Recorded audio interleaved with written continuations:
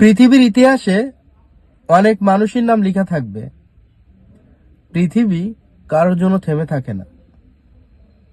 যে চলে যায় তার স্মৃতিগুলা, তার কথাবার্তা, তার আচরণ ব্যবহারগুলা মানুষের মস্তিষ্ক, মানুষের মুখে থাকে।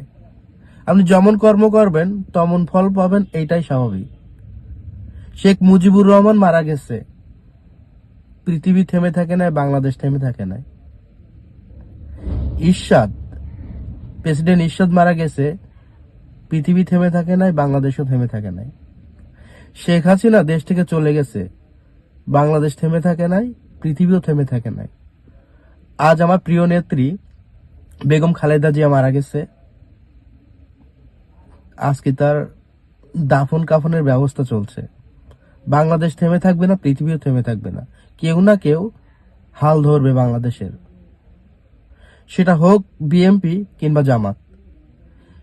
কিন্তু একটা জিনিস খেয়াল করেন, অনেক মানুষ মারা যায়, কমেন্টে অনেক বাজে মন্তব্য করে, হাহা রিয়েট দেয়, কিন্তু আমার নেত্রী বেগম খালেদা জিয়া মরে যাওয়ার পরে একটা বাজে মন্তব্য কিন্তু কেউ করে নাই। এই জন্য তো ওনাকে সবাই আপসীন নেত্রী বলে। তো পৃথিবী যেমন আছে তেমনই থাকবে, আল্লাহ ওনাকে ভেস্তে নাসিব করুক। যে যেমন কর্ম করবে সে তার ফল পাবে।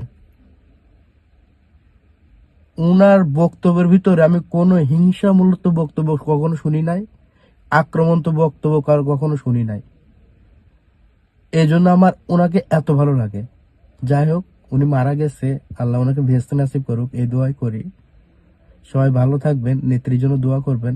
আসসালামু আলাইকুম।